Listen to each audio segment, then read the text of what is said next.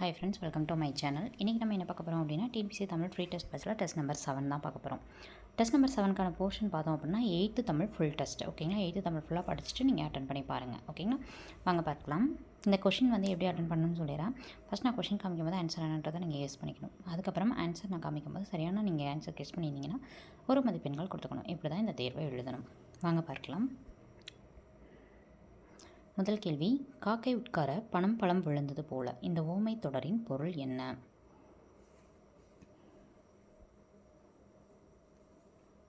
Answer பார்க்கலாம். Answer தற்செயல் நிகழ்வு. அதாவது காக்கா உட்காரும்போது பனம் பழம் விழுகிறது அப்படின்றது தற்செயலான ஒரு நிகழ்வு.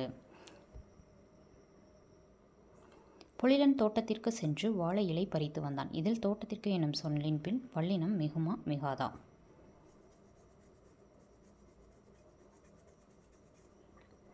ஆன்சர் பார்த்தலாம். ஆன்சர் மிகும். தோட்டத்திற்கு சென்றான் என கூன்றது 4ஆம் வேற்றுமை உருவு, அது வெளிப்படையாக வந்திருக்கு. அப்படிங்கும்போது நம்மளுக்கு வல்லினம் மிகும். ஸோ தோட்டத்திற்கு சென்று அப்படின்னு வரணும்.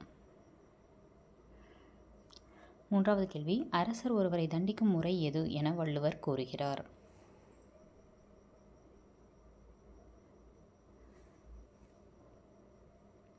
ஒருவர் செய்த குற்றத்தை முறையாக ஆராய்ந்து அவர் மீண்டும் குற்றம் செய்யாதவாறு தண்டிப்பது அரசனின் கடமை. நாலாவது கேள்வி, பொன்மனச் செம்மல் என அழைக்கப்படுபவர் யார்? ஆன்சர் எம்ஜிஆர் அவர்கள். ஐந்தாவது கேள்வி, 1907ஆம் ஆண்டு சென்னையில் ஒரு பைசா தமிழன் எனும் வார இதழை காலனாவளியில் தொடங்கி ஓர் ஆண்டிற்கு பின் அவ்விதழின் பெயரை எவ்வாறு மாற்றினார் அயோத்திதாசர்?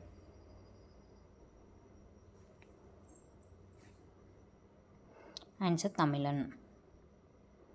ஆறாவது கேள்வி, ரேஷனல் என்னும் சொல்லின் கலைச்சொல் தருக.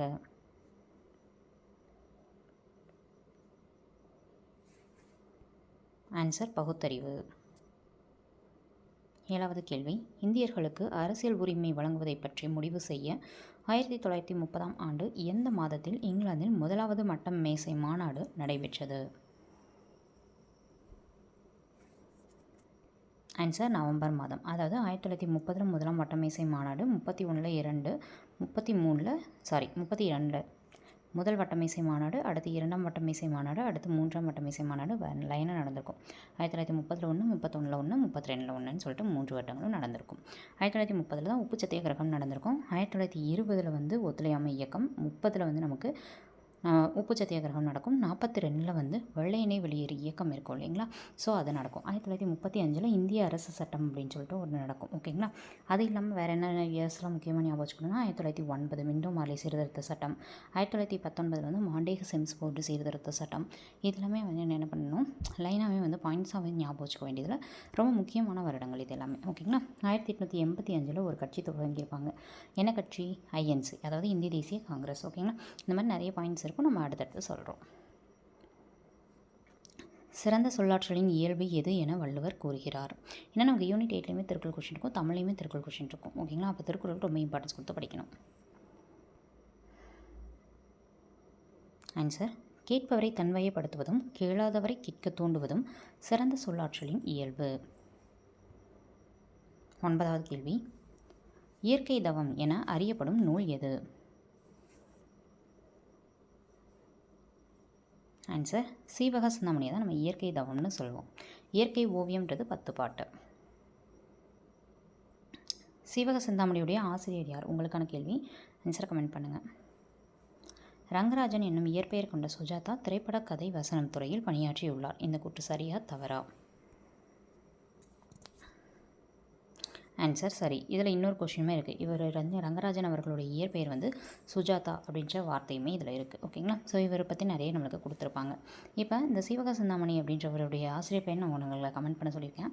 இதில் ஐம்பெரும் காப்பியங்கத்தில் ஒன்று தான் இந்த சீவக சிந்தாமணி அப்படின்றது. ஓகேங்களா, இதனுடைய கதை நாயகன் அப்படின்னு பார்த்தோம்னா சீவகன்னு சொல்லுவோம். அதாவது இதை என்ன சொல்லுவோம் அப்படின்னா மனநூல் அப்படின்னு சொல்லுவாங்க. அதாவது இந்த நூல் மனன்னு சொல்லுவோம். ஓகேங்களா, மனநூல்னு சொல்லுவாங்க. எதனால் அப்படின்னா இதில் வரக்கூடிய கதையாசிரியர்னா சீவகன் பல திருமணங்கள் செஞ்சுருப்பாங்க. ஓகேங்களா, 8 திருமணங்கள் அல்லது 9 திருமணங்கள் அப்படின்னு சொல்லப்படுது. ஸோ சீவகன் வந்து அவ்வளோ திருமணங்கள் செய்ததுனால மணநூல் அப்படின்னு சொல்லிட்டும் இந்த நூல் வந்து அழைக்கப்படுது. ஓகேங்களா, ஐம்பெருங்காப்பியங்களில் ஒரு நூல் தான் இது. இது எந்த வகையானது அப்படின்றது உங்களுக்கான கேள்வி. எந்த வகை ஆசிரியர், இந்த நூலின் ஆசிரியர் யான்றதை கமெண்ட் பாக்ஸில் கமெண்ட் பண்ணுங்கள். ஓகேங்களா, மொத்தம் வந்து 10 கேள்விகள் கேட்டுப்போம்.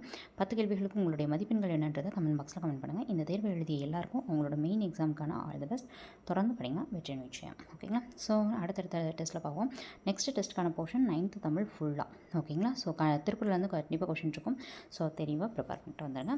நெக்ஸ்ட் டெஸ்ட்டில் மீட் பண்ணலாம். நம்மளோட டெலகிராம் சேனலில் ஜாயின் பண்ணிக்கோ. அதில் டெஸ்ட் லிங்க்லாம் இருக்கும். அதை கிளிக் பண்ணி அட்டன் பண்ணி பாருங்கள். தேங்க்ஸ் ஃபார் வாட்சிங்.